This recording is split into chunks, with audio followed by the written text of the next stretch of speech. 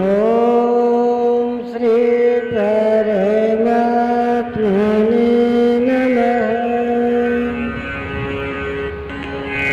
द्वितीय अध्याय श्लोक 48 से 49। योगस्थः कुरु कर्माणि संगं त्यक्त्वा धनञ्जय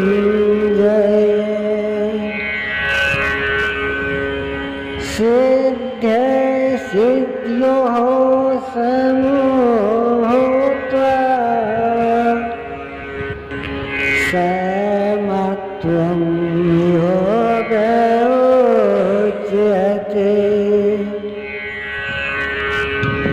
धनंजय, आसक्ति और संग दोष को त्याग कर सिद्धि और असिद्धि में समान भाव रखकर योग में स्थित होकर कर्म कर। कौन सा कर्म? निष्काम कर्म कर। समत्वम योग उच्यते। यह समत्व भाव ही योग कहलाता है। विषमता जिसमें न हो ऐसा भाव समत्व कहलाता है। रिद्धियाँ सिद्धियाँ विषम बनाती हैं, आसक्ति हमें विषम बनाती है, फल की इच्छा विषमता पैदा करती है। इसलिए फल की वासना न हो, फिर भी कर्म करने में अश्रद्धा न हो। देखी सुनी सभी वस्तुओं में आसक्ति का त्याग करके प्राप्ति और अप्राप्ति के विषय में न सोचकर केवल योग में स्थित रहते हुए कर्म कर। योग से चित्त चलायमान न हो। योग एक पराकाष्ठा की स्थिति है और एक प्रारंभ की स्थिति भी होती है। प्रारंभ में भी हमारी दृष्टि लक्ष्य पर ही रहनी चाहिए। अतः योग पर दृष्टि रखते हुए कर्म का आचरण करना चाहिए। समत्व भाव अर्थात सिद्धि और असिद्धि में समभाव ही योग कहलाता है। जिसको सिद्धि और असिद्धि विचलित नहीं कर पाती, विषमता जिसमें पैदा नहीं होती, ऐसा भाव होने के कारण यह समत्व योग कहलाता है। यह इष्ट में समत्व दिलाता है, इसलिए इसे समत्व योग कहते हैं। कामनाओं का सर्वथा त्याग है, इसलिए इसे निष्काम कर्म योग कहते हैं। कर्म करना है, इसलिए इसे कर्म योग कहते हैं। परमात्मा से मेल कराता है, इसलिए इसका नाम योग अर्थात मेल है। इसमें बौद्धिक स्तर पर ध्यान रखना पड़ता है कि सिद्धि और असिद्धि में समभाव रहे, आसक्ति न हो, फल की वासना न आने पाए। इसलिए यही निष्काम कर्मयोग बुद्धि योग भी कहा जाता है। दूरे ये वरम कर्मे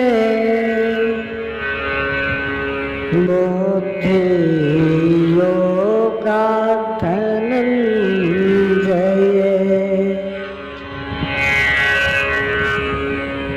बुद्धौ शरणमन्विच्छे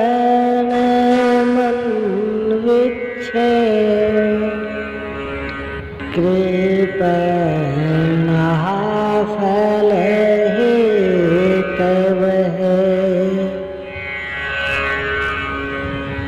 धनंजय, अवरम कर्म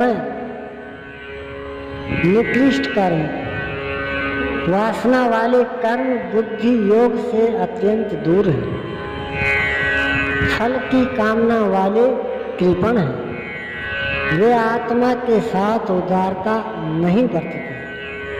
अतः समत्व बुद्धि योग का आश्रय ग्रहण कर। जैसी कामना है वैसा मिल भी जाए तो उसे भोगने के लिए शरीर धारण करना पड़ेगा। आवागमन बना है तो कल्याण कैसा। साधक को तो मोक्ष की भी वासना नहीं रखनी चाहिए, क्योंकि वासनाओं से मुक्त होना ही तो मोक्ष है। फल की प्राप्ति का चिंतन करने से साधक का समय व्यर्थ नष्ट हो जाता है और फल प्राप्त होने पर वह उसी फल में उलझ जाता है। उसकी साधना समाप्त हो जाती है।